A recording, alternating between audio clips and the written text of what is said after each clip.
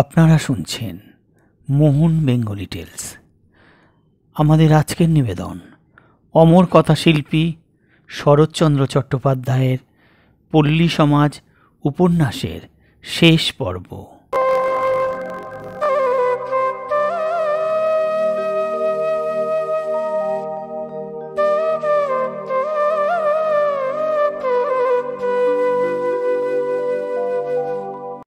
প্রতিবর্ষ রমা ঘটা করিয়া দুর্গোৎসব করিত এবং প্রথম পূজার দিনেই গ্রামের সমস্ত চাষাভূষা প্রভৃতিকে পরিতোষকপূর্বক ভোজন করাইত।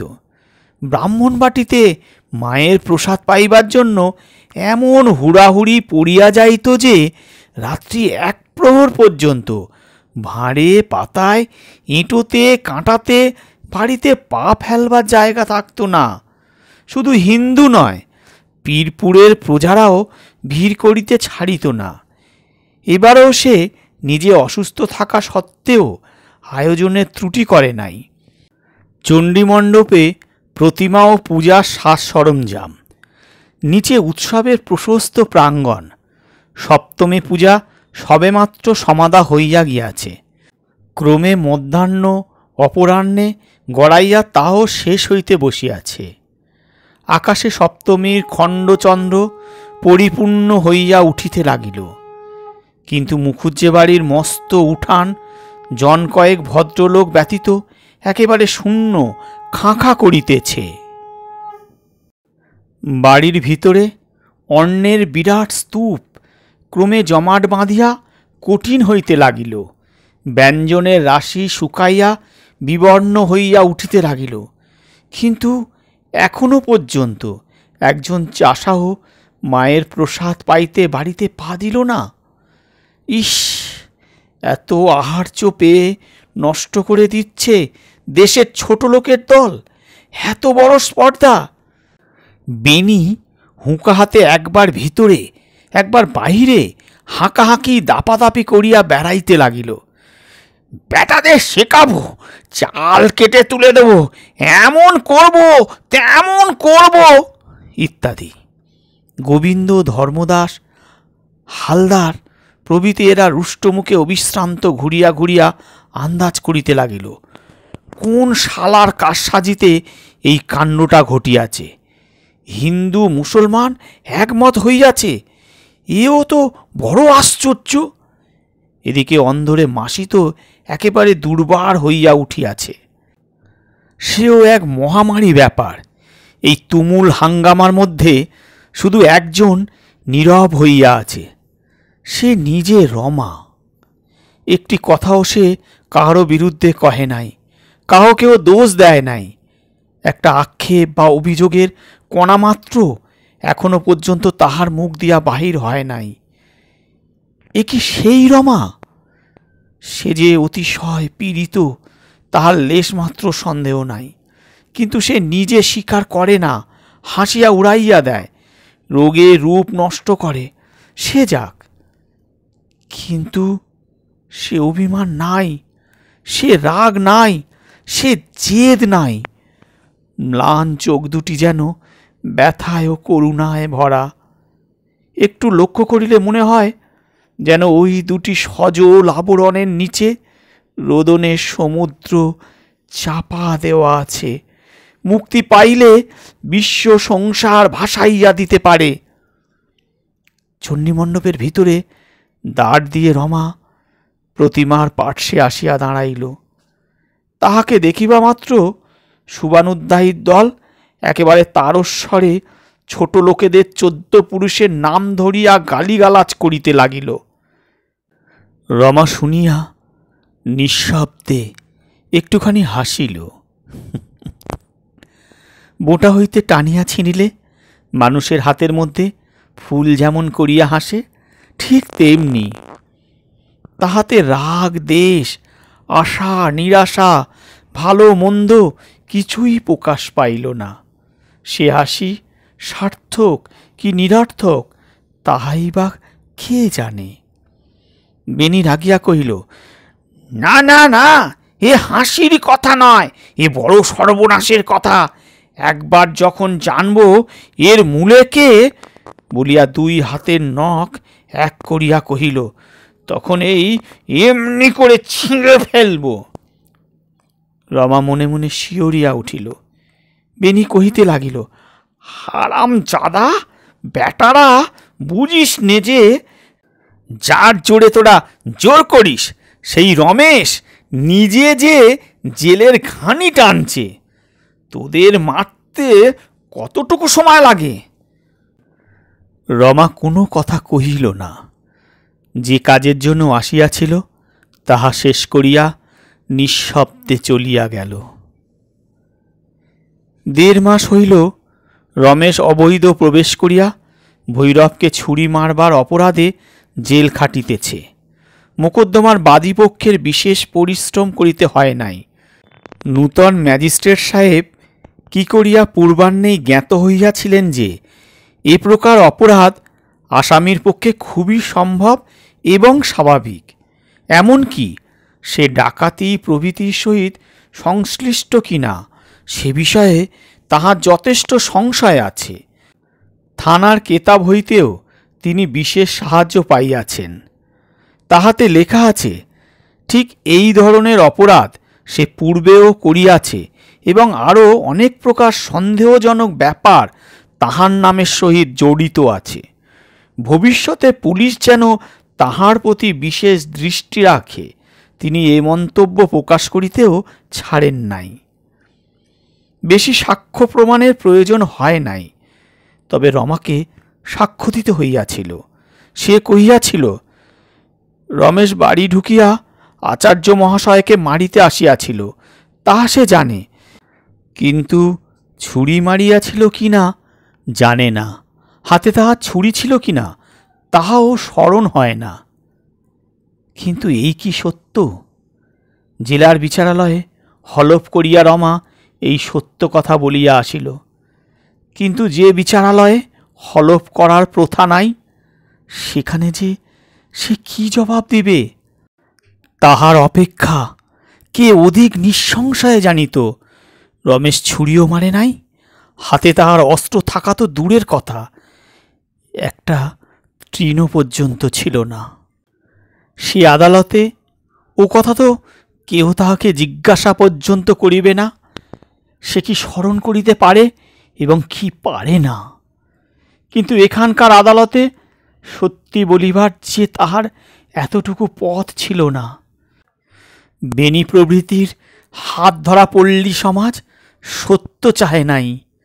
সুতরাং সত্যের মূল্যে তাহাকে যে মিথ্যে অপবাদের গাঢ় কালি নিজের মুখময় মাখিয়া এই সমাজের বাহিরে আসিয়া দাঁড়াইতে হইবে, এমন তো অনেকেই হইয়াছে, এ কথা সে নিঃসংশয়ে জানিত।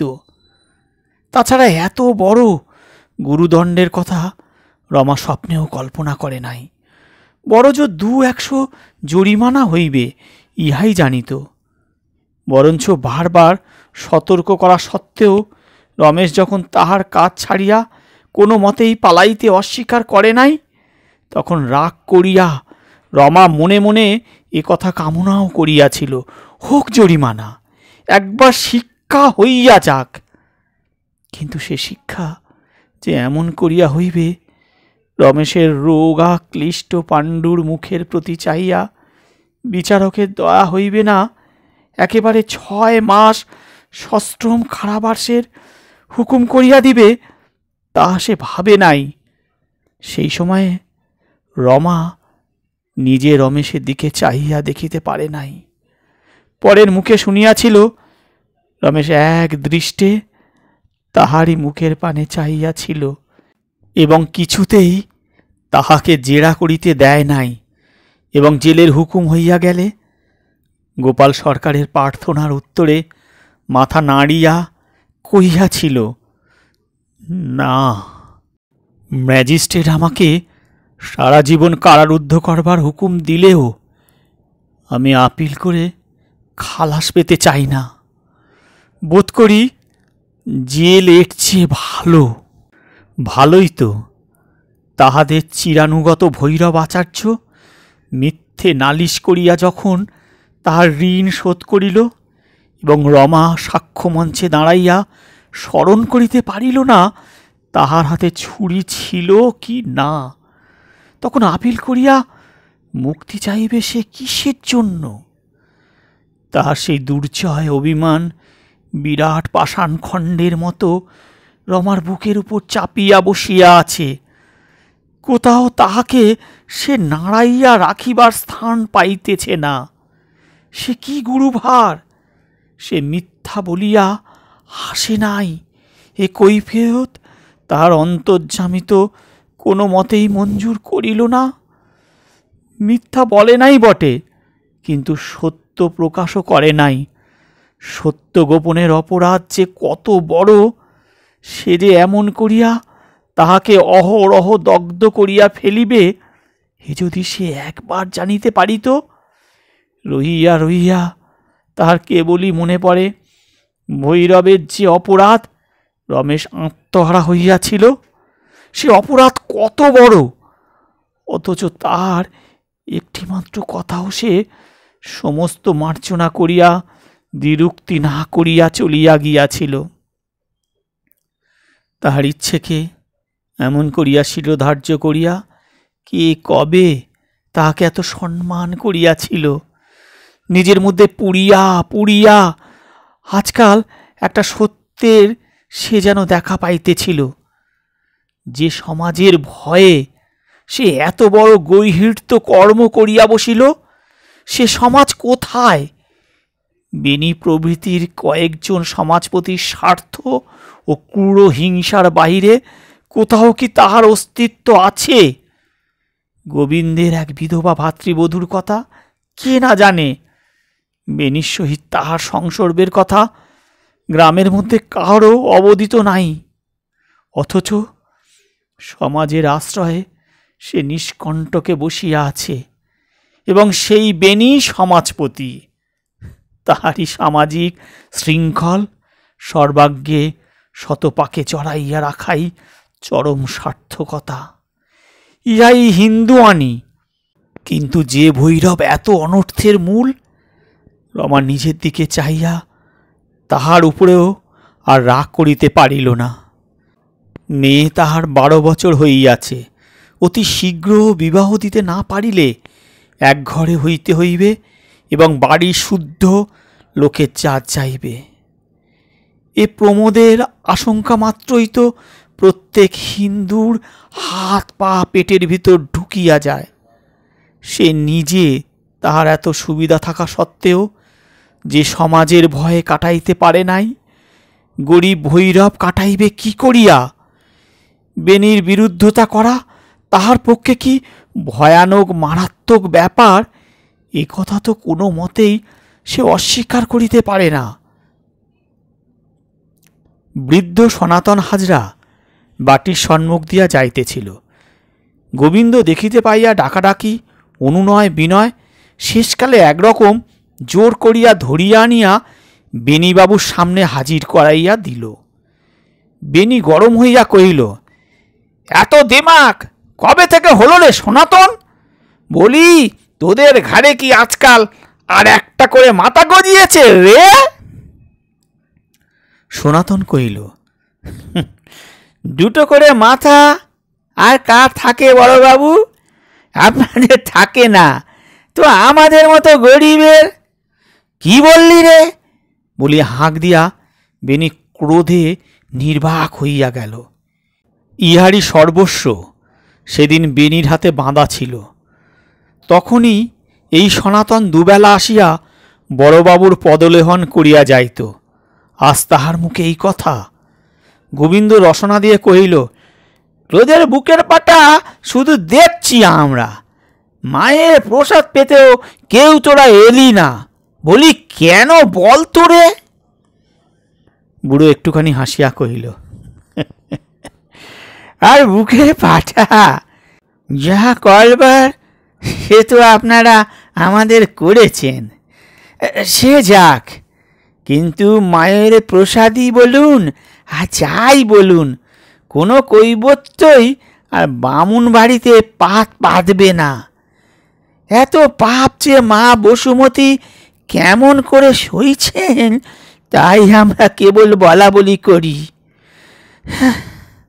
বলিয়া একটা নিঃশ্বাস ফেলিয়া সনাতন রমার প্রতি চাহিয়া কহিল, একটু সাবধানে থেকো দিদি ঠাকুরুন, পীরপুরের মুসলমান ছোঁড়ারা একেবারে খেপে রয়েছে। ছোটবাবু ফিরে এলে যে কি কাণ্ড হবে তা ওই মা দুর্গাই জানে। এর মধ্যেই 2-3বার তারা বড়বাবুর বাড়ির চারপাশে ঘুরে ফিরে গেছে, সামনে পায়নি তাই রক্ষে। বলিয়া সে বেনির দিকে চাইল। চক্ষের নিমিষে বেনির ক্রুদ্ধ মুখ ভয়ে বিবর্ণ হইয়া গেল। সনাতন কহিতে লাগিল, ঠাকুরের সম্মুখে মিথ্যে বলছি নে বড়বাবু, একটু সামলে সামলে থাকবেন, রাত বিরেতে বার হবেন না। কে কোথায় উঁচ পেতে বসে থাকবে বলা যায় না তো। বেনি কি একটা বলিতে গেল, কিন্তু মুখ দিয়ে কথা বাহির হইল না। তাহার মতো ভীতু লোক বোধ করি সংসারে ছিল না। এতক্ষণে রমা কথা কইল। স্নেহার্দ্র করুণ কণ্ঠে প্রশ্ন করিল, সনাতন, ছোটবাবুর জন্যই বুঝি তোমাদের সব এত রাগ? সনাতন প্রতিমার দিকে একবার দৃষ্টিপাত করিয়া কহিল, মিথ্যে বলে আর নরকে যাব কেন দিদি ঠাকুরুন? তাই বটে, মুসলমানদের রাগটাই সবচেয়ে বেশি। তারা ছোটবাবুকে হিন্দুদের পয়গম্বর মনে করে। তার সাক্ষী দেখুন আপনারা, জাফর আলী আঙুল দিয়ে যার জল গলে না, সে ছোটবাবুর ছেলের দিন তাদের স্কুলের জন্য 1,000 টাকা দান করেছে। শুনি মসজিদে তার নাম করে নাকি নামাজ পড়া পর্যন্ত হয়। রমার শুষ্ক ম্লান মুখখানি অব্যক্ত আনন্দে উদ্ভাসিত হয়ে উঠল। সে চুপ করিয়া প্রদীপ্ত নির্নিমেষ চোখে সনাতনের মুখের পানে চাইয়া রইল। বেনি অকস্মাৎ সনাতনের হাত চাপিয়া ধরিয়া কহিল, তোকে একবার দারোগার কাছে গিয়ে বলতে হবে সনাতন, তুই যা চাইবি তাই তোকে দেব। 2 বিঘে জমি ছাড়িয়ে নিতে চাস তো তাই পাবি। ঠাকুরের সামনে দাঁড়িয়ে দিব্যি করছি সনাতন, বামুনের কথাটা রাখ। সনাতন বিস্মিতের মতো কিছুক্ষণ বেনির মুখপানে চাহিয়া থাকিয়া কহিল, আর কটা দিন বাঁচব বড়বাবু, লোভে পড়ে যদি এই কাজ করি, মরলে আমাকে তোলা চুল হয়ে যাক, পা দিয়ে কেউ ছোঁবে না। সেদিন কাল আর নেই বড়বাবু, সেদিন কাল আর নেই। ছোটবাবু সব উল্টে দিয়ে গেছেন। গোবিন্দ কহিল, বামুনের কথা তাহলে রাখবি নে বল? সনাতন মাথা নাড়িয়া বলিল, না, বললে তুমি রাগ করবে গাঙ্গুলি মশাই, কিন্তু যেদিন পীরপুরের নতুন স্কুল ঘরে ছোটবাবু বলেছিলেন গলায় গাছ কতক সুতো ঝোলানো থাকলেই বামুন হয় না, আমি তো আর আজকে নই ঠাকুর, সব জানি। যা করে তুমি বেড়াও সে কি বামুনের কাজ? তোমাকেই জিজ্ঞাসা করছি দিদি ঠাকুরুন, তুমি বলো দেখি। রমা নিরুত্তরে মাথা হেঁট করিল। সনাতন উৎসাহিত হইয়া মনের আক্রোশ মিটাইয়া বলিতে লাগিল, বিশেষ করে ছোঁড়াদের দল। ছোটবাবু জেলে যাওয়া থেকে এই দুটো গাঁয়ের যত ছোকরা সন্ধ্যের পর সবাই গিয়ে জোটে জাফর আলীর বাড়িতে। তারা তো চারিদিকে স্পষ্ট বলে বেড়াচ্ছে জমিদার তো ছোট বাবু আর সব চোর ডাকাত, তাছাড়া খাজনা দিয়ে বাস করব, ভয় কারুকে করব না। আর বামুনের মতো থাকো তো বামুন, না হলে আমরাও যা তোমরাও তাই। বেনি আতঙ্কে পরিপূর্ণ হইয়া শুষ্ক মুখে প্রশ্ন করিল, সনাতন, আমার পরেই তাদের এত রাগ কেন বলতে পারিস? সনাতন কহিল, রাগ করো না বড়বাবু, কিন্তু আপনি যে সকল নষ্টের গোড়া তা তাদের জানতে বাকি নেই। বেনু চুপ করিয়া বসিয়া রহিল। ছোট লোক সনাতনের মুখে এমন কথাটা শুনিয়াও সে রাগ করিল না, কারণ রাগ করিবার মতো মনের অবস্থা তাহার ছিল না। তাহার বুকের ভেতর ঢিপ ঢিপ করিতেছিল। গোবিন্দ কহিল, তাহলে জাফরের বাড়িতেই আড্ডা বল, সেখানে তারা কি করে বলতে পারিস? সনাতন তাহার মুখপানে চাইয়া কি যেন চিন্তা করিল, শেষে কহিল, কি করে জানি নে, কিন্তু ভালো চাও তো সে মতলব করো না ঠাকুর। তারা হিন্দু মুসলমান ভাই সম্পর্ক পাচিয়েছে, এক মন এক প্রাণ। ছোটবাবু জেল হওয়া থেকে সব রাগে বারুদ হয়ে আছে, তার মধ্যে গিয়ে চকমকি ঠুকে আগুন জ্বালতে যেও না ঠাকুর। সনাতন চলিয়া গেল। বহুক্ষণ পর্যন্ত কাহারও কথা কহিবার প্রবৃত্তি রহিল না। রমা উঠিয়া যাইবার উপক্রম করিতে বেনি ভুলিয়া উঠিল। ব্যাপার শুনলে রমা? রমা মুচকি হাসিল, কথা কহিল না। হাসি দেখিয়া বেনির গা জ্বলিয়া গেল। কহিল, শালা ভৈরবের জন্যই এত কাণ্ড, আর তুমি যদি না যাবে সেখানে, না তাকে ছাড়িয়ে দেবে, এইসব কিছুই হতো না। তুমি তো হাসবেই রমা, মেয়ে মানুষ, বাড়ির বার হতে তো হয় না। তবে কিন্তু আমাদের উপায় কি হবে বলো তো? সত্যি যদি একদিন আমার মাথাটা ফাটিয়ে দেয়, মেয়ে মানুষের সঙ্গে কাজ করতে গেলেই এই দশা হয়। বলিয়া বেনি ভয়ে ক্রোধের জ্বালায় মুখখানা কি রকম করিয়া বসিয়া রহিল। রমা স্তম্ভিত হইয়া রহিল। বেনিকে সে ভালো মতোই চিনিত, কিন্তু এত বড় নির্লজ্জ অভিযোগ সে তাহার কাছেও প্রত্যাশা করিতে পারিল না। কোনো উত্তর না দিয়া কিছুক্ষণ দাঁড়াইয়া থাকিয়া সে অন্যত্র চলিয়া গেল। বেনি তখন হাঁক ডাক করিয়া গোটা 2 আলো এবং 5-6 জন লোক সঙ্গে করিয়া আশেপাশে সতর্ক দৃষ্টি রাখিয়া ত্রস্ত্র ভীতপদে প্রস্থান করিল।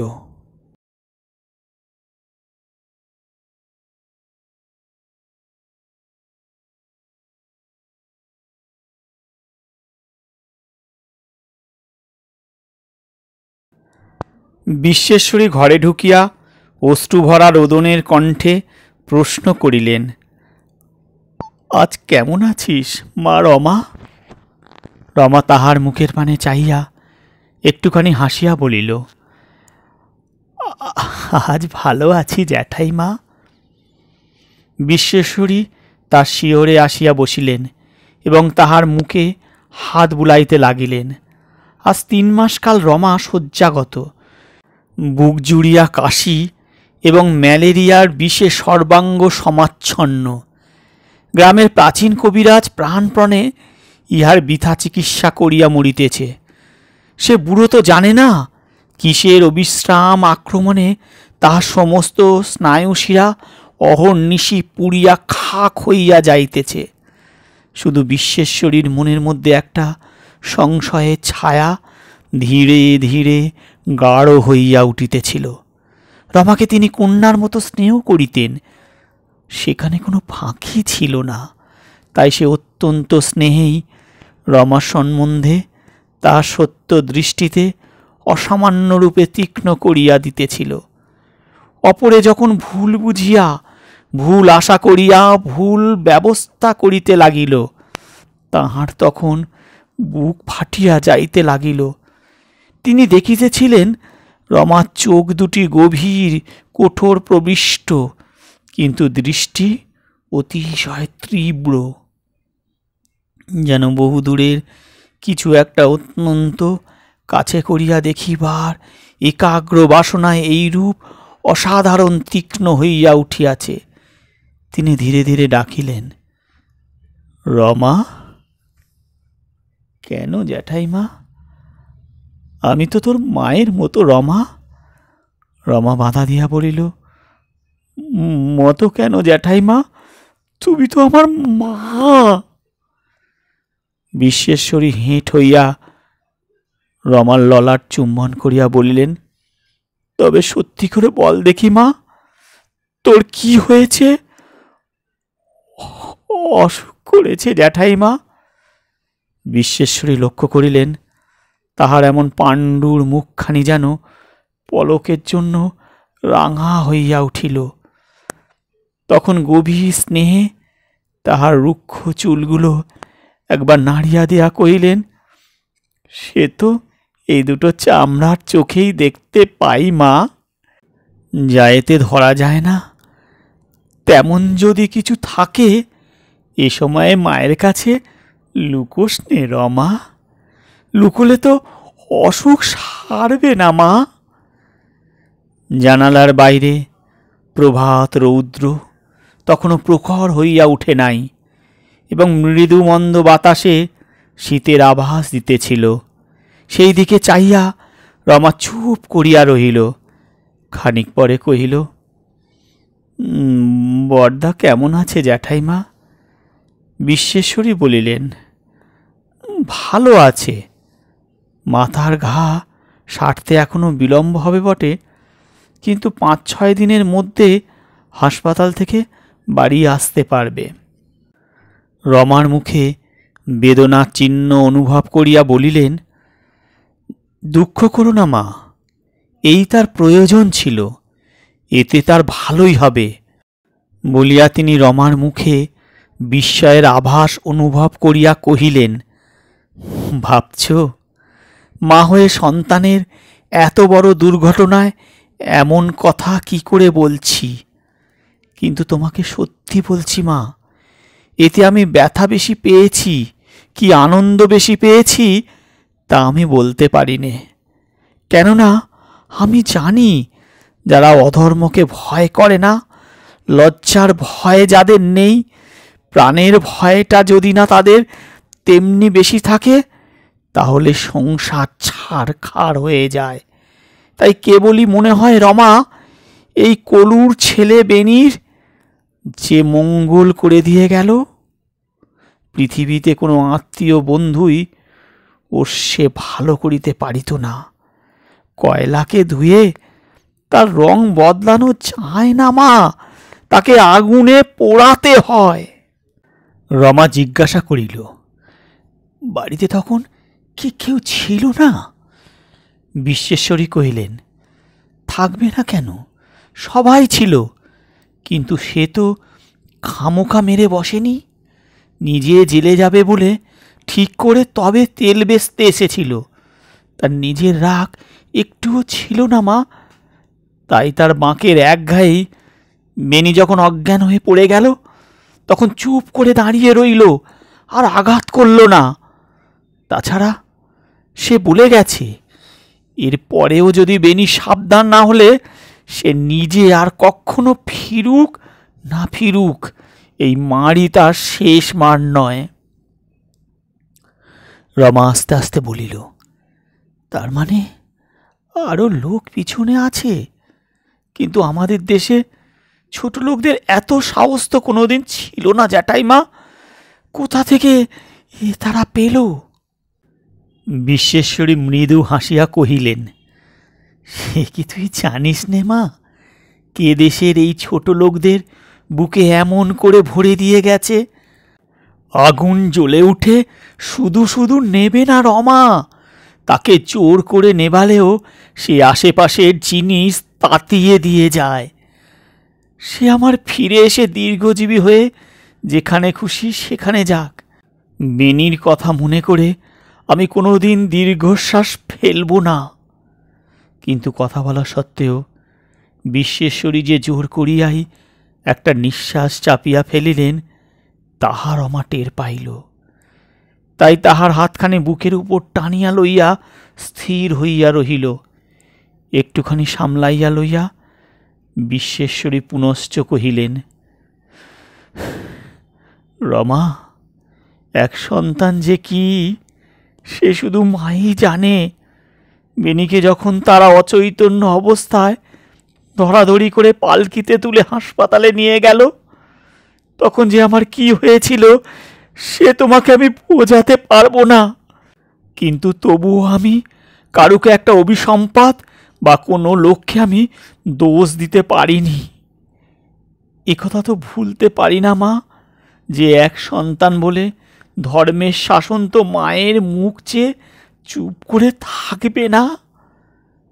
রমা একটুখানি ভাবিয়া কহিল, তোমার সঙ্গে তর্ক করছি নে জ্যাঠাইমা, কিন্তু এই যদি হয় তবে রমেশদা কোন পাপে এ দুঃখ ভোগ করছেন? আমরা যা করে তাকে জেলে পুরে দিয়ে এসেছি সে তো কারো কাছে চাপা নেই। জ্যাঠাইমা বলিলেন, না মা, তা নেই। নেই বলেই বেনি আজ হাসপাতালে। আর তোমার, বলিয়া তিনি সহসা থামিয়া গেলেন। যে কথা তাহার জিহ্বাগ্রে আসিয়া পড়িল তাহা জোর করিয়া ভিতরে ঠেলিয়া দিয়া কহিলেন, কি জানিস মা, কোনো কাজেই কোনোদিন শুধু শুধু শূন্যে মিলিয়ে যায় না। তার শক্তি কোথাও না কোথাও গিয়ে কাজ করেই, কিন্তু কি করে করে তা সকল সময়ে ধরা পড়ে না বলেই আজ পর্যন্ত এই সমস্যার মীমাংসা হতে পারল না। কেন একজনের পাপে আর একজন প্রায়শ্চিত্ত করে, কিন্তু করতে যে হয় রমা, তাতে তো লেশ মাত্র সন্দেহ নাই।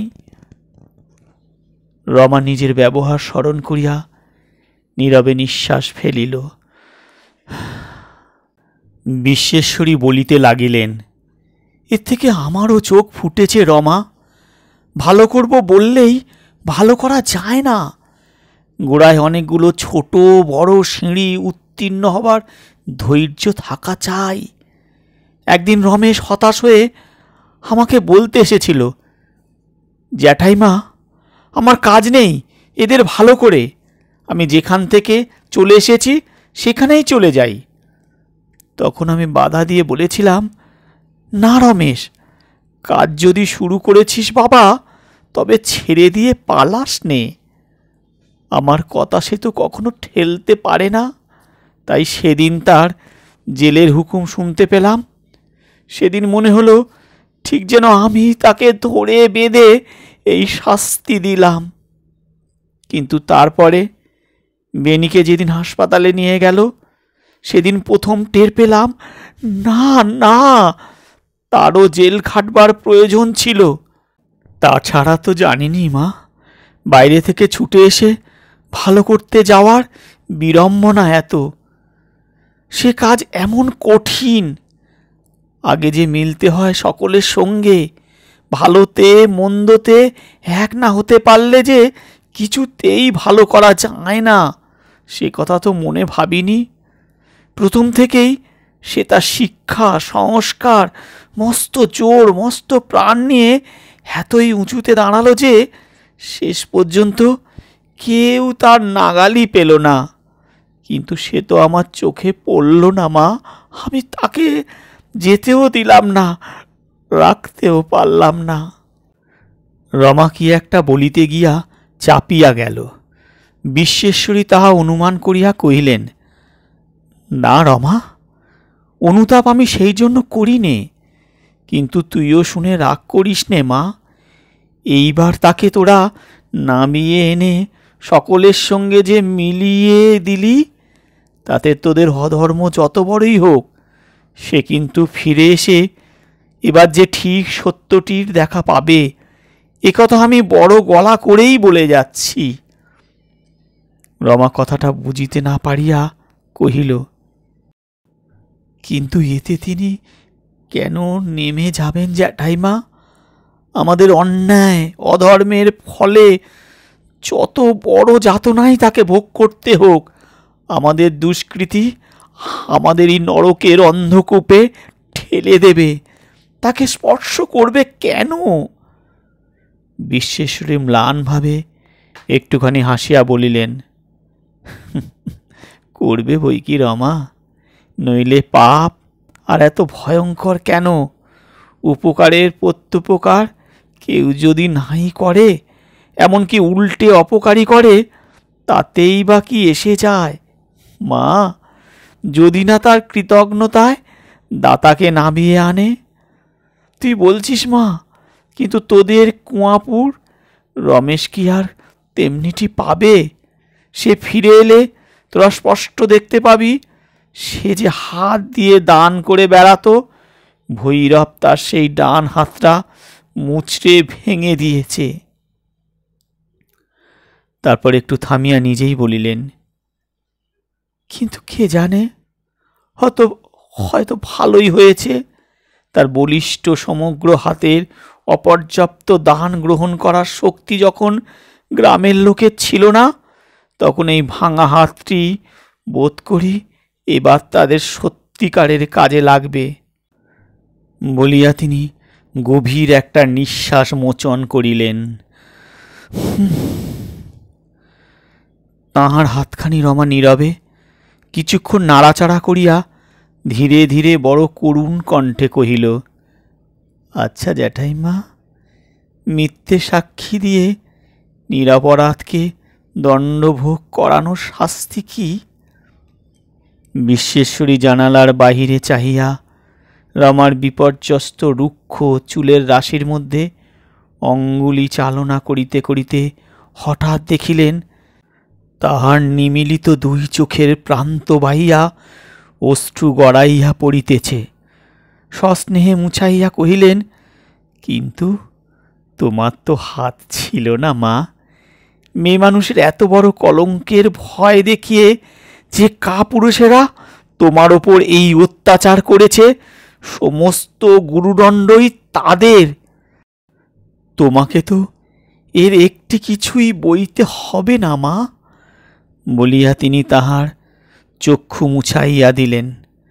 তাহার একটিমাত্র আশ্বাসে রমার রুদ্র অশ্রু একবার সহস্র প্রবণের ন্যায় ঝরিয়া পড়িতে লাগিল।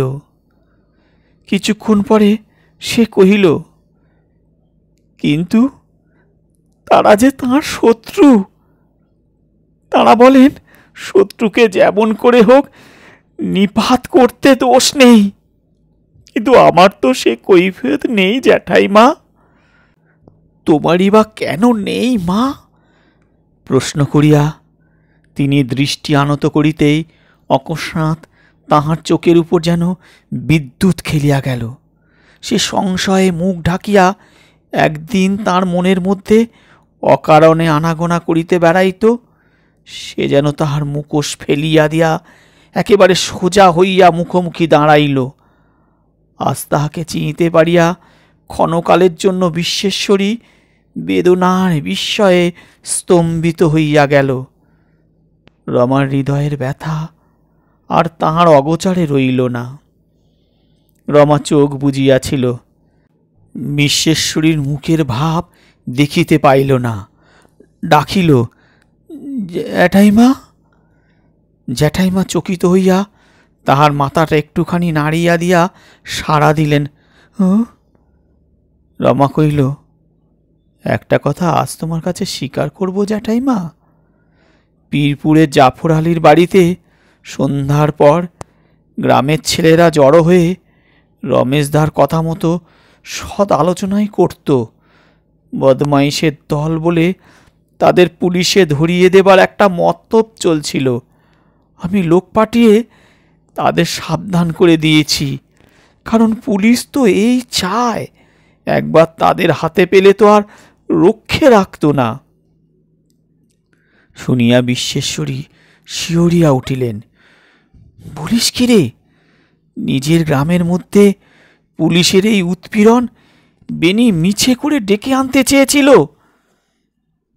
রমা কহিল, আমার মনে হয় বড়দার এই শাস্তি তারই ফল। আমাকে মাপ করতে পারবে জ্যাঠাইমা? বিশ্বেশ্বরী হেঁট হইয়া নীরবে রমার ললাট চুম্বন করিলেন, বলিলেন, তার মা হয়ে এ যদি না আমি মাপ করতে পারি, কে পারবে রমা? আমি আশীর্বাদ করি এর পুরস্কার ভগবান তোমাকে যেন দেন। রমা হাত দিয়ে চোখ মুছিয়া ফেলিয়া কহিল, আমার এই একটা সান্ত্বনা জ্যাঠাইমা, তিনি ফিরে এসে দেখবেন তাঁর সুখের ক্ষেত্র প্রস্তুত হয়ে আছে।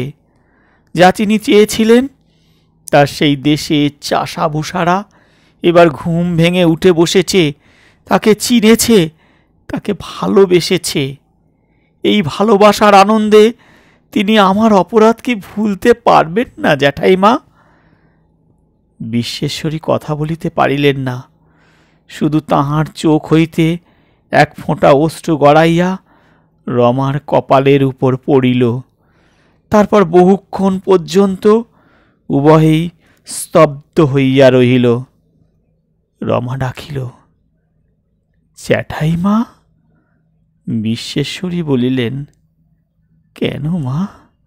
রমা কহিল, শুধু একটা জায়গায় আমার দূরে যেতে পারিনি। তোমাকে আমরা দুজনেই ভালোবেসেছিলাম। বিশ্বেশ্বরী আবার নত হইয়া তাহার ললাটে চুম্বন করিলেন। রমা কহিলেন, সেই জোরে আমি একটা দাবি তোমার কাছে রেখে যাব।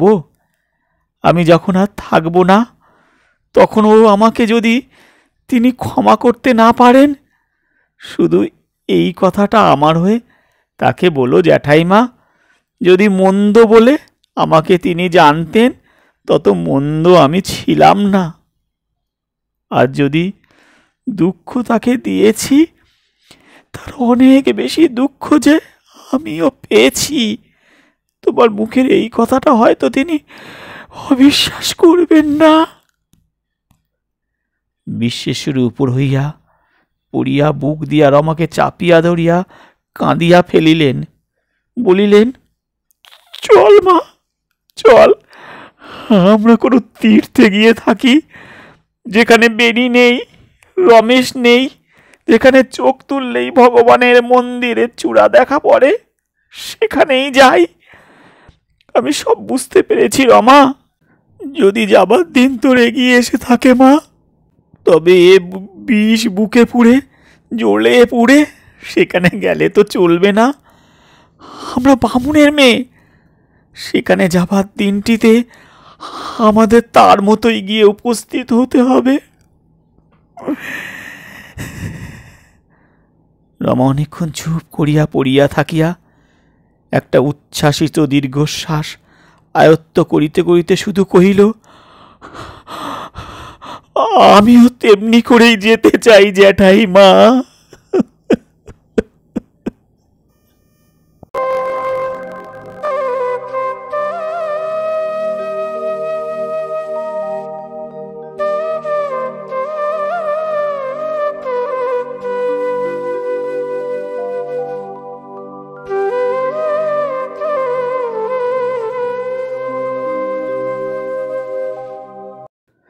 কারাপ্রাচীরের বাহিরে যে তাহার সমস্ত দুঃখ ভগবান এমন করিয়া সার্থক করিয়া দিবার আয়োজন করিয়া রাখিয়াছিলেন, বোধ করি উন্মত্ত ভিখারেও ইয়া রমেশের আশা করা সম্ভবপর ছিল না।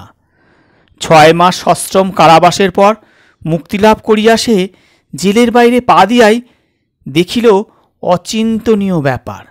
স্বয়ং বেনি ঘোষাল মাথায় চাদর জড়াইয়া সর্বাগ্রে দণ্ডায়মান, তাহার পশ্চাতে উভয় বিদ্যালয়ের মাস্টার, পণ্ডিত ও ছাত্রের দল, কয়েকজন হিন্দু মুসলমান প্রজা।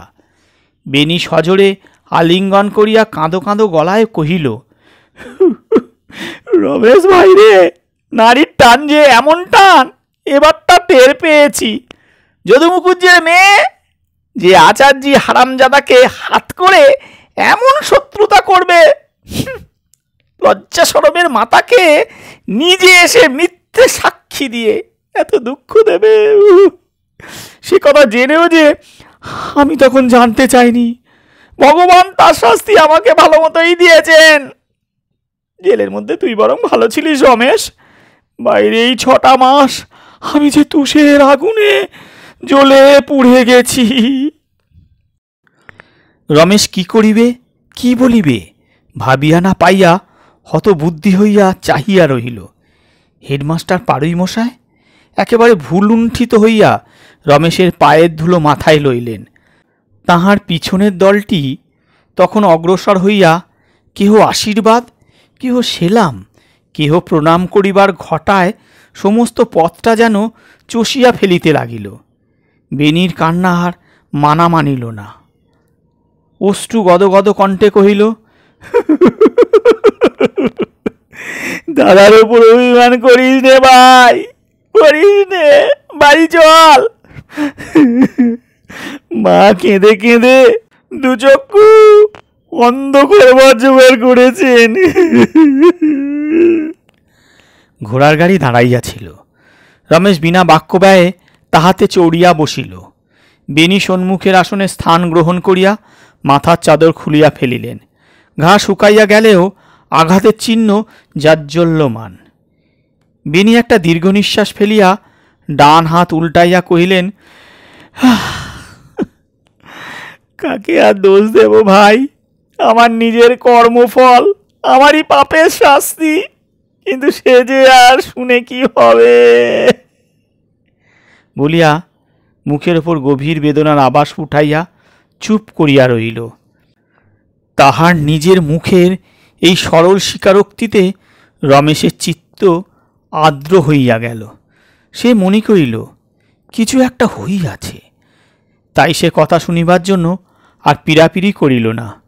কিন্তু বেনি যে জন্য এই ভূমিকাটা করিল তাহা ফাঁসিয়া যাইতেছে দেখিয়া সে নিজেই মনে মনে ছটফট করিতে লাগিল। মিনিট 2 নিঃশব্দে কাটানোর পর সে আবার একটা নিঃশ্বাসের দ্বারা রমেশের মনোযোগ আকর্ষণ করিয়া ধীরে ধীরে কহিল, আমার একটা জন্মগত দোষ যে কিছুতেই মনে এক মুখে আর এক করতে পারি নে। মনের ভাব আর 5 জনের মতো ঢেকে রাখতে পারি না বলে কত শাস্তি যে ভোগ করতে হয়। কিন্তু তবু তো আমার চৈতন্য হলো না। রমেশ চুপ করিয়া শুনিতেছে দেখিয়া বেনি কণ্ঠস্বর আরো মৃদু ও গম্ভীর করিয়া কহিতে লাগিল, আমার দোষের মধ্যে সেদিন মনের কষ্ট চাপতে না পেরে কাঁদতে কাঁদতে বলে ফেলেছিলাম, রমা রমা, আমরা তোর এমন কি অপরাধ করেছিলাম যে এই সর্বনাশ আমাদের করলি? জেল হয়েছে শুনে যে মা একেবারে প্রাণ বিসর্জন করবেন। আমরা ভাই ভাই বিষয় নিয়ে ঝগড়া করি, যা করি, কিন্তু তবু তো সে আমার ভাই। তুই একটা আঘাতে আমার ভাইকে মারলি, মাকে মারলি, কিন্তু নির্দোষীর ভগবান আছে বলিয়া সে গাড়ির বাইরে আকাশের পানে চাইয়া আর একবার যেন নালিশ জানাইল। রমেশ যদিও এ অভিযোগে যোগ দিল না, কিন্তু মন দিয়া শুনিতে লাগিল। বেনিও একটু থামিয়া কহিল, রমেশ, রমাসে উগ্রমূর্তি মনে হলে এখনো ঈদকম্প হয়। দাঁতে দাঁত ঘষে বললে, রমেশের বাপ আমার বাপকে জেল দিয়ে যায়নি, পারলে ছেড়ে দিত বুঝি? মেয়ে মানুষের এত দর্প সহ্য হলো না রমেশ। আমিও রেগে বলে ফেললাম, আচ্ছা ফিরে আসুক সে, তারপরে এর বিচার হবে। এতক্ষণ পর্যন্ত রমেশ বেনির কথাগুলো মনের মধ্যে ঠিকমতো গ্রহণ করিতে পারিতেছিল না। কবে তাহার পিতা রমার পিতাকে জেলে দিবার আয়োজন করিয়াছিলেন তাহা সে জানিত না, কিন্তু ঠিক এই কথাটি সে দেশে পা দিয়াই রমার মাসির মুখে শুনিয়াছিল। তাহার মনে পড়িল। তখন পরের ঘটনা শুনিবার জন্য সে উৎকণ্ঠ হইয়া উঠিল। বেনি তা লক্ষ্য করিয়া কহিল, খুন করা তার অভ্যেস আছে তো। আকবর লেটেলকে পাঠিয়েছিল মনে নেই? কিন্তু তোমার কাছে তো চালাকি খাটেনি, বরঞ্চ তুমি উল্টে শিখিয়ে দিয়েছিলে। কিন্তু আমাকে দেখেছে তো, এই ক্ষীণজীবী বলিয়া বেনি একটু চিন্তা করিয়া লইয়া তুষ্টু কলুর ছেলের কল্পিত বিবরণ নিজের অন্ধকার অন্তরের ভিতর হইতে বাহির করিয়া আপনার ভাষায় ধীরে ধীরে গ্রথিত করিয়া বিব্রত করিল। রমেশ রুদ্র নিঃশ্বাসে কহিল, তারপরে? বেনি মলিন মুখে একটুখানি হাসিয়া কহিল, তারপরে কি আর মনে আছে ভাই? কে কিসে করে যে আমাকে হাসপাতালে নিয়ে গিয়েছিল, সেখানে কি হলো, কে দেখলে, কিছুই জানি নে। 10 দিন পরে জ্ঞান হয়ে দেখলাম হাসপাতালে পড়ে আছি। এ যাত্রা যে রক্ষে পেয়েছি সে কেবল মায়ের পুণ্যে। এমন মা কি আর আছে রমেশ? রমেশ একটি কথাও কহিতে পারিল না। কাঠের মূর্তির মতো শক্ত হইয়া বসিয়া রহিল। শুধু কেবল তাহার 10 আঙ্গুল জড়ো হইয়া বজ্রকঠিন মুঠায় পরিণত হইল। তাহার মাথায় ক্রোধ ও ঘৃণায় যে ভীষণ বহ্নি জ্বলিতে লাগিল, তাহার পরিমাণ করিবারও কাহারও সাধ্য রহিল না। বেনি যে কত মন্দ তাহা সে জানিত। তাহার অসাধ্য যে কিছুই নাই, ইহাও তাহার অপরিজ্ঞাত ছিল না। কিন্তু সংসারে কোনো মানুষই যে এত অসত্য, এমন অসংকোচে এইরূপ অনর্গল উচ্চারণ করিয়া যাইতে পারে, তাহা কল্পনা করিবার মতো অভিজ্ঞতা তাহার ছিল না। তাই রমার সমস্ত অপরাধী সত্য বলিয়া বিশ্বাস করিল। সে দেশে ফিরিয়া আসায় গ্রাম্যয় যেন একটা উৎসব বাঁধিয়া গেল। প্রতিদিন সকালে, দুপুরে এবং রাত্রি পর্যন্ত এত জনসমাগম, এত কথা, এত আত্মীয়তার ছড়াছড়ি পড়িয়া গেল যে কারাবাসে যেটুকু গ্লানি তাহার মধ্যে অবশিষ্ট ছিল, দেখিতে দেখিতে তা উবিয়া গেল। তাহার অবর্তমানে গ্রামের মধ্যে যে খুব বড় একটা সামাজিক স্রোত ফিরিয়া গিয়াছে, তাহাতে কোনো সংশয় নাই। কিন্তু এই কয়টা মাসের মধ্যেই এত বড় পরিবর্তন কেমন করিয়া সম্ভব হইল, তাহা ভাবিতে গিয়া তাহার চোখে পড়িল বেনির প্রতিকূলতায় যে শক্তি পদে পদে প্রতিহত হইয়া কাজ করিতে পারিতেছিল না, অথচ সঞ্চিত হইয়াছিল, তাহাই এখন তাহার অনুকূলতায় দ্বিগুণ বেগে প্রবাহিত হইয়াছে। বেনিকে সে আজ আরেকটু ভালো করিয়া চিনিল। এই লোকটাকে এইরূপ অনিষ্টকারী জানিয়াও সমস্ত গ্রামের লোক যে তাহার কতটা বাধ্য, তাহা আসছে যেমন দেখিতে পাইল, এমন কোনো দিন নয়। ইহারই বিরোধ হইতে পরিত্রাণ পাইয়া রমেশ মনে মনে হাঁপ ছাড়িয়া বাঁচিল। শুধু তাই নয়, রমেশের উপর অন্যায় অত্যাচারের জন্য গ্রামের সকলেই মর্মাহত, সে কথা একে একে সবাই তাহাকে জানাইয়া গিয়াছে। ইহাদের সমবেত সহানুভূতি লাভ করিয়া এবং বেনিকে সপক্ষে পাইয়া আনন্দ উৎসাহে হৃদয় তাহার বিস্ফারিত হইয়া উঠিল।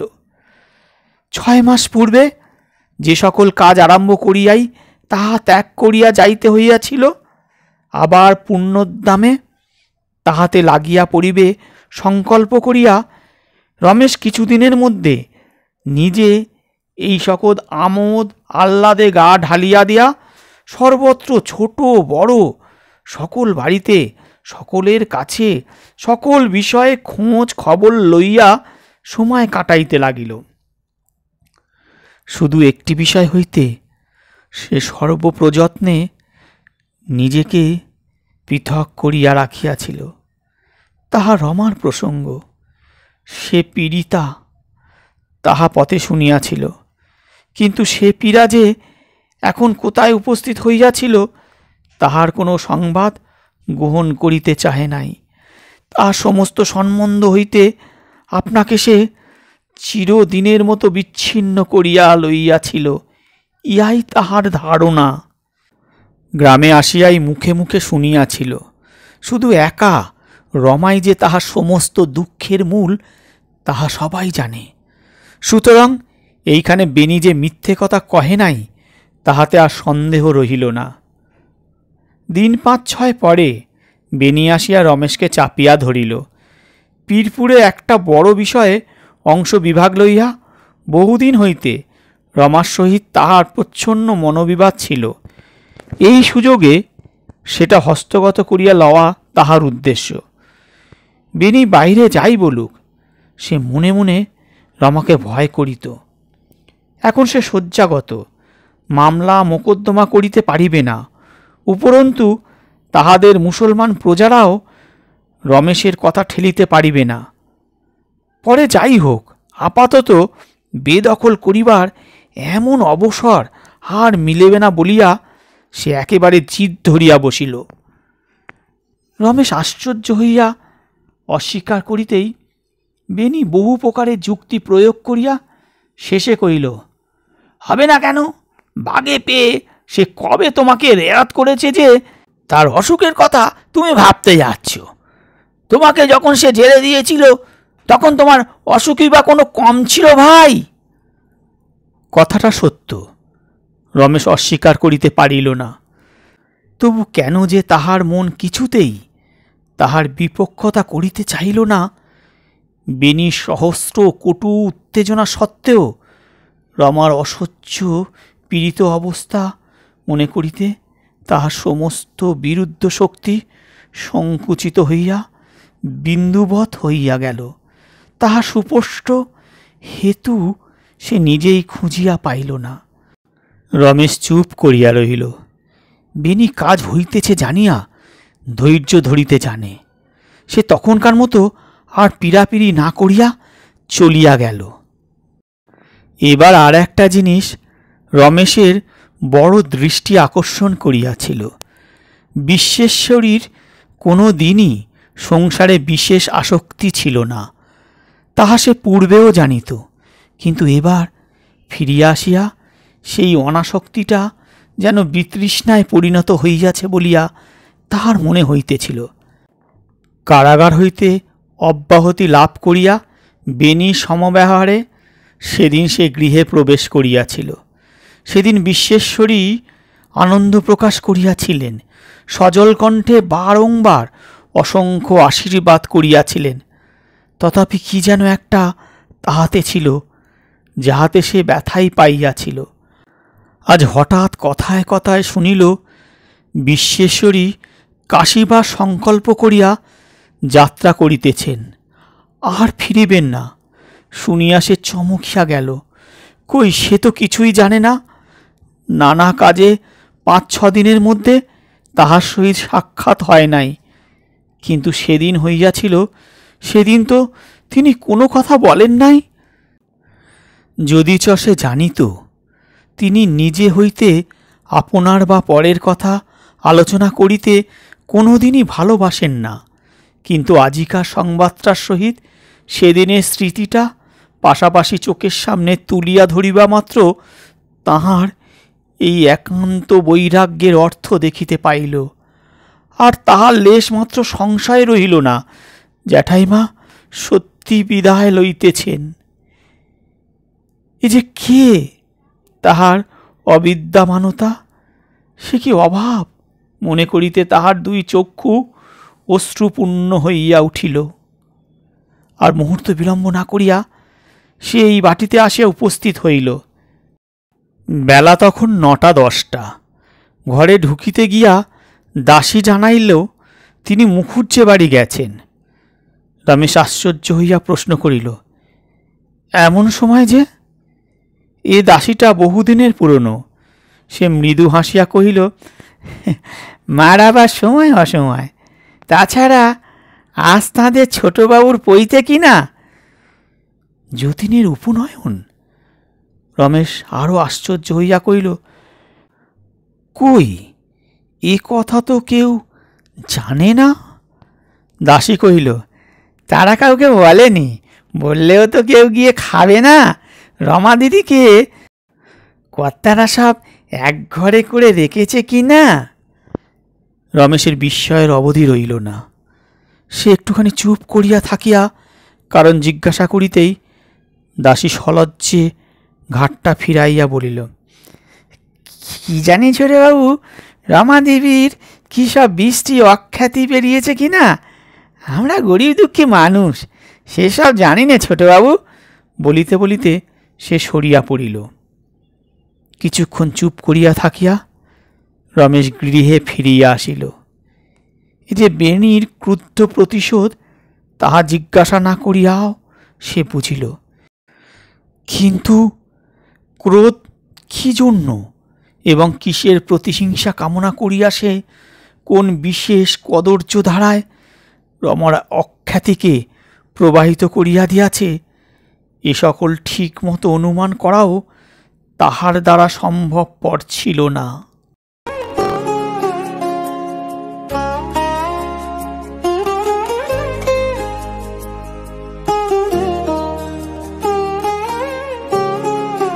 সেদিন অপরাহ্নে একটি অচিন্তনীয় ঘটনা ঘটিল।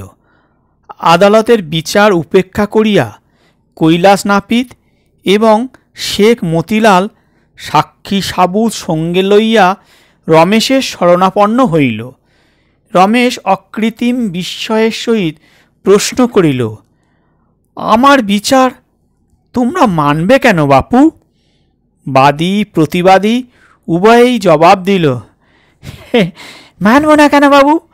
হাকিম এসে আপনার বিচার বুদ্ধি কোন কম? আর হাকিম হুজুর যা কিছু তা আপনারাই 5 জন ভদ্রলোকেই তো হয়ে থাকেন। কাল যদি আপনি সরকারি চাকরি নিয়ে হাকিম হয়ে বসে বিচার করে দেন, সেই বিচার তো আমাদের মাথা পেতে নিতে হবে। তখন তো মানব না বললে চলবে না। কথা শুনিয়া রমেশের বুক গর্বে আনন্দে স্ফীত হইল। কৈলাস কহিল, আপনাকে আমরা দুজনেই দু কথা বুঝিয়ে বলতে পারব, কিন্তু আদালতে সেটি হবে না। তাছাড়া গাঁটের কড়ি মুঠো ভরে উকিলকে না দিতে পারলি সুবিধে কিছুতেই হয় না বাপু। এখানে একটা পয়সা খরচ নেই, উকিলকে খোসামত করতে হবে না, পথ হাঁটাহাঁটি করে মরতে হবে না। না বাবু, আপনি যা হুকুম করবেন, ভালো হোক মন্দ হোক, আমরা তাতেই রাজি হয়ে আপনার পায়ের ধুলো মাথায় নিয়ে ঘরে ফিরে যাব। ভগবান সুবুদ্ধি দিলে আমরা দুজনে তাই আদালত থেকে ফিরে এসে আপনার শরণেই শরণ নিলাম। একটা ছোট নালা লইয়া উভয়ের বিবাদ। দলিলপত্র সামান্য যাহা কিছু ছিল রমেশের হাতে দিয়া কাল সকালে আসিবে বলিয়া উভয়ে লোকজন লইয়া প্রস্থান করিবার পর রমেশ স্থির হইয়া বসিয়া রহিল।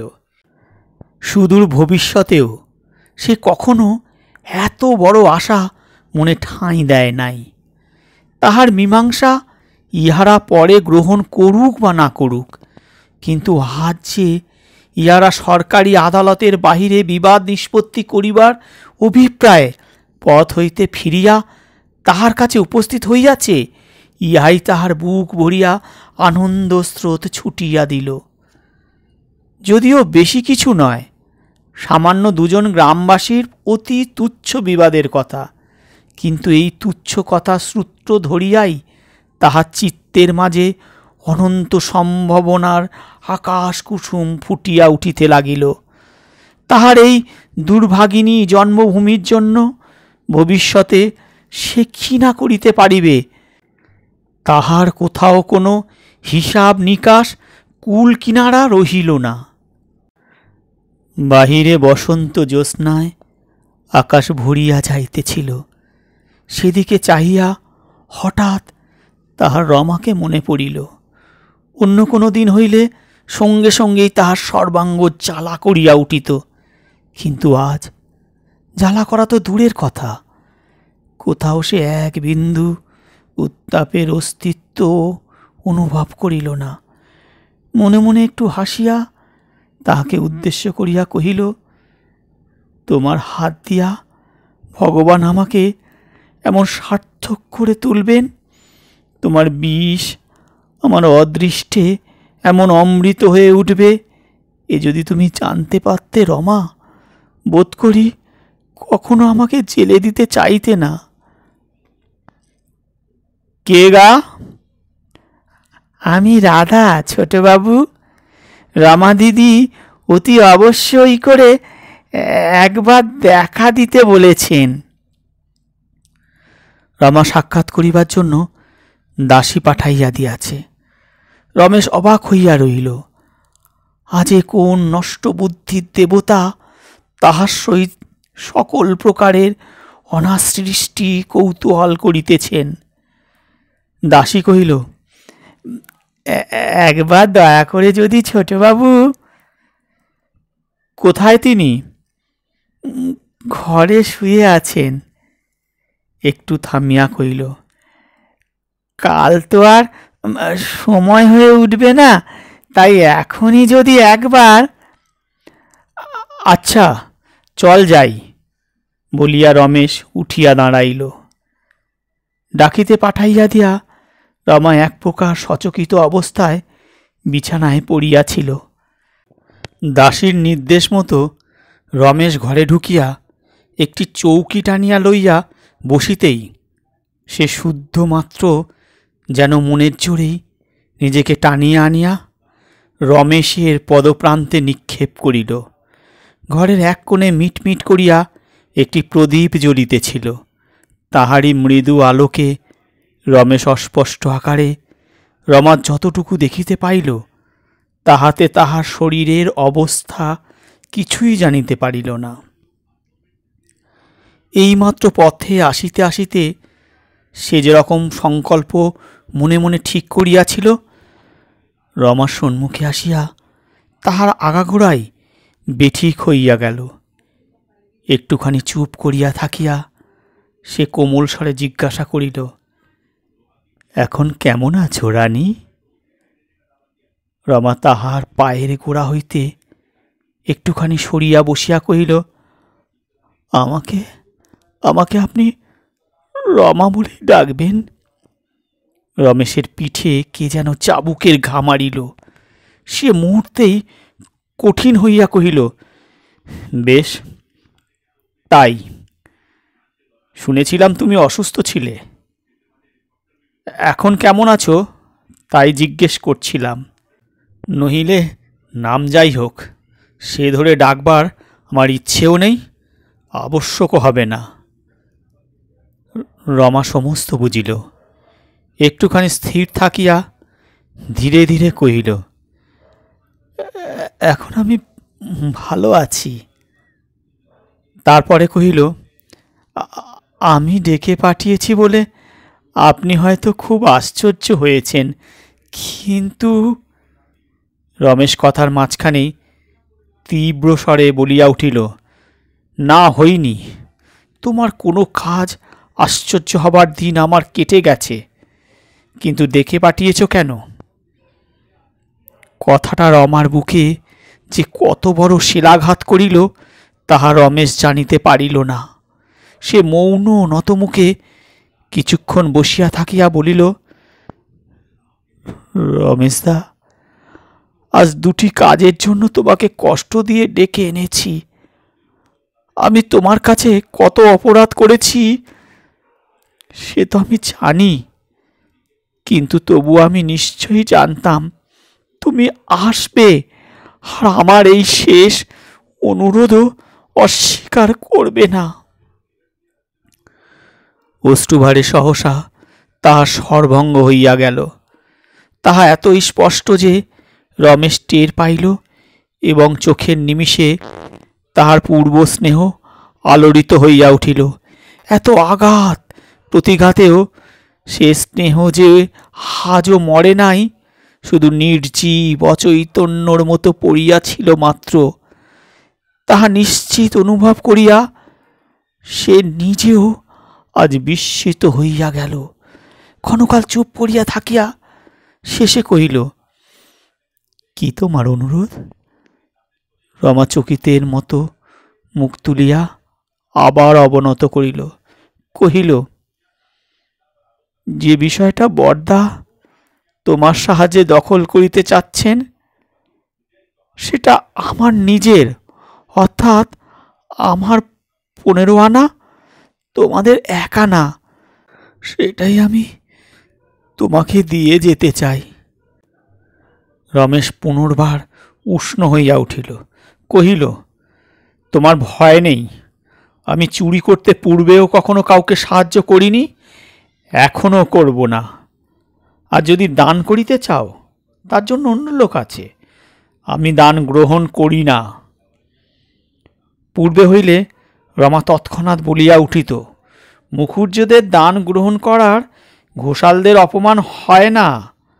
আজ কিন্তু এ কথা তাহার মুখ দিয়ে বাহির হইল না। সে বিনীতভাবে কহিল, আমি জানি রমেশদা, তুমি চুরি করতে সাহায্য করবে না, আর নিলেও যে তুমি নিজের জন্য নেবে না সেও আমি জানি, কিন্তু তা নয়। দোষ করলে শাস্তি হয়। আমি যত অপরাধ করেছি এটা তারই জরিমানা বলে কেন গ্রহণ করবে না? রমেশ ক্ষণকাল মৌন থাকিয়া কহিল, তোমার দ্বিতীয় অনুরোধ? রমা কহিল, আমার যতীনকে আমি তোমার হাতে দিয়ে গেলাম, তাকে তোমার মতো করে মানুষ করো। বড় হয়ে সে যেন তোমার মতো হাসি মুখে স্বার্থ ত্যাগ করতে পারে। রমেশের চিত্তের সমস্ত কঠোরতা বিগলিত হইয়া গেল। রমা আঁচল দিয়া চোখ মুছিয়া কহিল, এ আমার চোখে দেখে যাবার সময় হবে না, কিন্তু আমি নিশ্চয় জানি যতীনের দেহে তাহার পূর্বপুরুষের রক্ত আছে।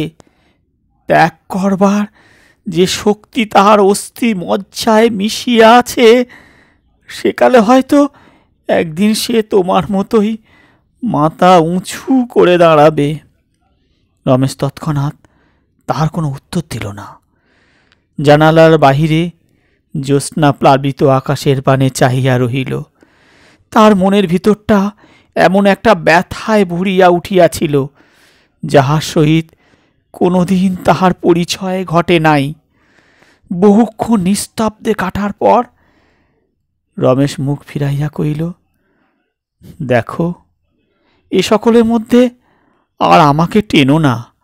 আমি অনেক দুঃখ কষ্টের পর একটুখানি আলোর শিখা জ্বালতে পেরেছি, তাই আমার কেবল ভয় হয় পাছে একটুতেই তা নিভে যায়। রমা কহিল, আর ভয় নেই রমেশদা, তোমার এ আলো আর নিভবে না।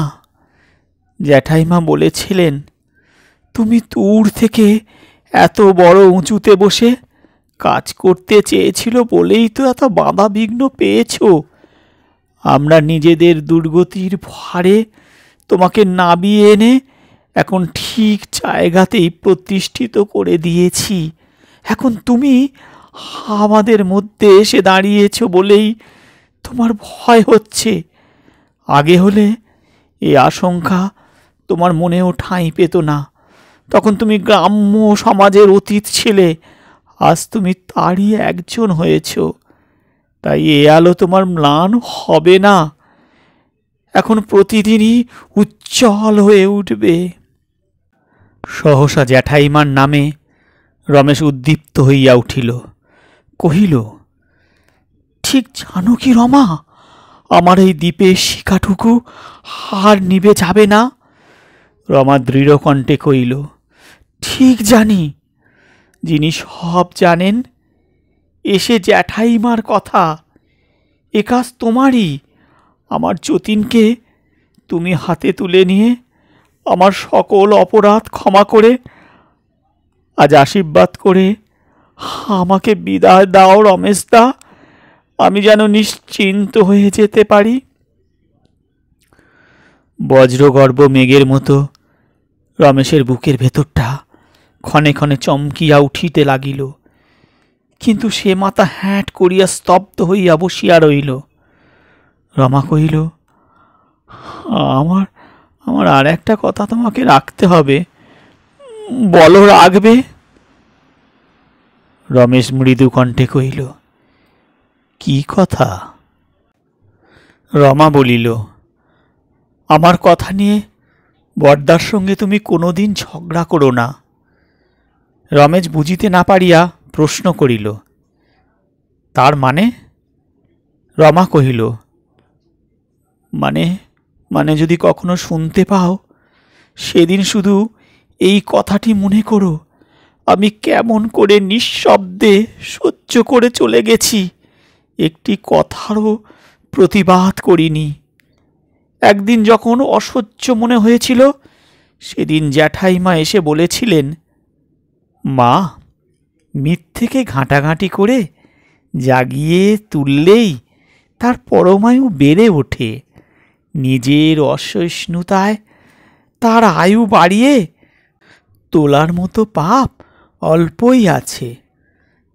তাঁর এই উপদেশটি মনে রেখে আমি সকল দুঃখ দুর্ভাগ্যই কাটিয়ে উঠেছি। এটি তুমিও কোনোদিন ভুলো না রমেশদা। রমেশ নীরবে তাহার মুখের দিকে চাহিয়া রহিল। রমা ক্ষণেক পরে কহিল, আজ আমাকে তুমি ক্ষমা করতে পারছো না মনে করে দুঃখ করো না রমেশদা। আমি নিশ্চয় জানি আজ যা কঠিন বলে মনে হচ্ছে, একদিন তাই সোজা হয়ে যাবে। সেদিন আমার সকল অপরাধ তুমি সহজেই ক্ষমা করবে জেনে আমার মনের মধ্যে আর কোনো ক্লেশ নেই। কাল আমি যাচ্ছি। কাল? রমেশ বিস্মিত হইয়া জিজ্ঞাসা করিল, কোথায় যাবে কাল? রমা কহিল, জ্যাঠাইমা যেখানে নিয়ে যাবেন আমি সেখানেই যাব। রমেশ কহিল, কিন্তু তিনি তো আর ফিরে আসবেন না শুনেছি। রমা ধীরে ধীরে বলিল, আমিও না, আমিও তোমাদের পায়ে জন্মের মতো বিদায় নিচ্ছি। এই বলিয়া সে মাথা হ্যাঁট হইয়া মাটিতে মাথা ঠেকাইল। রমেশ মুহূর্তকাল চিন্তা করিয়া দীর্ঘ নিঃশ্বাস ফেলিয়া দাঁড়াইয়া কহিল, আচ্ছা যাও। কিন্তু কেন বিদায় চাইছ, সেও কি জানতে পারবো না? রমা মৌন হইয়া রহিল। রমেশ পুনরায় কহিল, কেন যে তোমার সমস্ত কথাই লুকিয়ে রেখে চলে গেলে সে তুমিই জানো।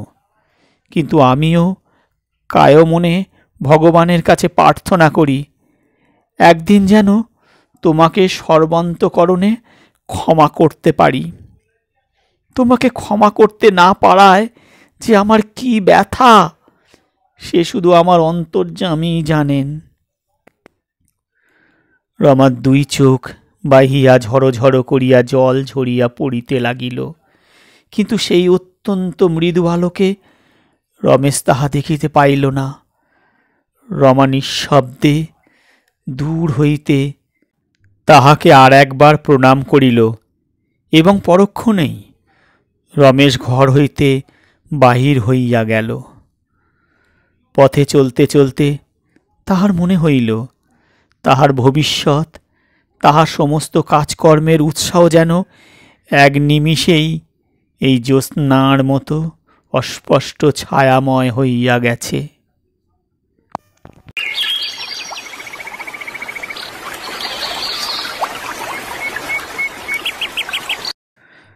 পরদিন সকালবেলায় রমেশ এ বাড়িতে আসিয়া যখন উপস্থিত হইল, তখন বিশ্বেশ্বরী যাত্রা করিবার পালকিতে প্রবেশ করিয়াছে। রমেশ দ্বারের কাছে মুখ লইয়া অশ্রু ব্যাকুল কণ্ঠে কহিল, কি অপরাধে আমাকে এত শীঘ্র ত্যাগ করে চলেছ জ্যাঠাইমা? বিশ্বেশ্বরী ডান হাত বাড়াইয়া রমেশের মাথায় রাখিয়া বলিলেন, অপরাধের কথা বলতে গেলে তো শেষ হবে না বাবা, তাতে কাজ নেই। তারপরে বলিলেন, এখানে যদি মরি রমেশ, বেনি আমার মুখে আগুন দেবে। সে হলে তো কোনো মতেই মুক্তি পাব না। ইহলোকটা তো জ্বলে জ্বলেই গেল বাবা, পাছে পরলোকটাও এমন জ্বলে পুড়ে মরি। আমি সেই ভয়ে পালাচ্ছি রমেশ। রমেশ বজ্রহাতের মতো স্তম্ভিত হইয়া রহিল। আজ এই একটা কথায় সে জ্যাঠাইমার বুকের ভেতরটা জননীর জ্বালা যেমন করিয়া দেখিতে পাইল, এমন আর কোনো দিন পায় নাই। কিছুক্ষণ স্থির হইয়া থাকিয়া কহিল, রমা কেন যাচ্ছে জ্যাঠাইমা? বিশ্বেশ্বরী একটা প্রবল বাষ্পশ্বাস যেন সংবরণ করিয়া রইলেন। তারপরে গলা খাটো করিয়া বলিলেন, সংসারে তার যে স্থান নেই বাবা, তাই তাকে ভগবানের পায়ের নিচেই নিয়ে যাচ্ছি। সেখানে গিয়েও সে বাঁচে কিনা জানি নে, কিন্তু যদি বাঁচে, সারা জীবন ধরে এই অত্যন্ত কঠিন প্রশ্নের মীমাংসা করতে অনুরোধ করব, কেন ভগবান তাকে এত রূপ, এত গুণ, এত বড় একটা প্রাণ দিয়ে সংসারে পাঠিয়েছিলেন, এবং কেনই বা বিনা দোষে এই দুঃখের বোঝা মাথায় দিয়ে আবার সংসারের বাইরে ফেলে দিলেন। এ কি অর্থপূর্ণ মঙ্গল অভিপ্রায় তাঁরই, নাকি এ শুধু আমাদের সমাজের খেয়ালের খেলা? ওরে রমেশ, তার মতো দুঃখিনী বুঝি আর পৃথিবীতে নেই? বলিতে বলিতেই তাহার গলা ভাঙিয়া পড়িল। তাহাকে এতখানি ব্যাকুলতা প্রকাশ করিতে কেহ কখনোই দেখে নাই। রমেশ স্তব্ধ হইয়া বসিয়া রহিল। বিশ্বেশ্বরী একটু পরেই কহিল, কিন্তু তোর ওপর আমার এই আদেশ রইল রমেশ, তাকে তুই যেন ভুল বুঝিস নে। যাবার সময় আমি কারো বিরুদ্ধে কোনো নালিশ করে যেতে চাই নে। শুধু এই কথাটা আমার তুই ভুলেও কখনো অবিশ্বাস করিস নে যে তার বড় মঙ্গলাকাঙ্ক্ষী তোর আর কেউ নেই। রমেশ বলিতে গেল, কিন্তু জ্যাঠাইমা। জ্যাঠাইমা তাড়াতাড়ি বাধা দিয়া বলিলেন, এর মধ্যে কোনো কিন্তু নেই রমেশ। তুই যা শুনেছিস সব মিথ্যে, যা জেনেছিস সব ভুল। কিন্তু এ অভিযোগের এইখানেই যেন সমাপ্তি হয়। তোর কাজ যেন সমস্ত অন্যায়, সমস্ত হিংসা বিদ্বেষকে সম্পূর্ণ তুচ্ছ করে চিরদিন এমনি প্রবল হয়ে বয়ে যেতে পারে, এই তোর ওপর তার শেষ অনুরোধ। এই জন্যেই সে মুখ বুজে সমস্ত সহ্য করে গেছে। প্রাণ দিতে বসেছে রে রমেশ, তবু কথা কয়নি। গত রাত্রে রমার নিজের মুখে দু একটা কথাও রমেশের সেই মুহূর্তে মনে পড়িয়া দুর্জয় রোদনের বেগ যেন ওষ্ঠ পর্যন্ত ঠেলিয়া উঠিল।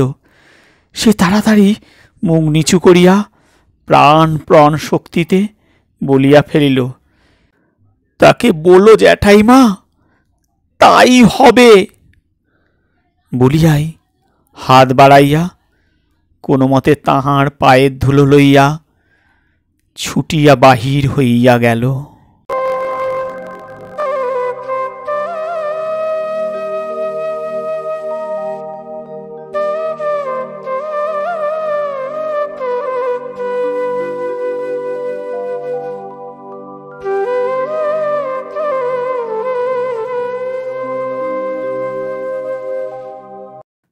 শেষ হলো মোহন বেঙ্গলি টেলসের আজকের নিবেদন অমর কথাশিল্পী শরৎচন্দ্র চট্টোপাধ্যায়ের একটি কালজয়ী উপন্যাস পল্লী সমাজের শেষ পর্ব।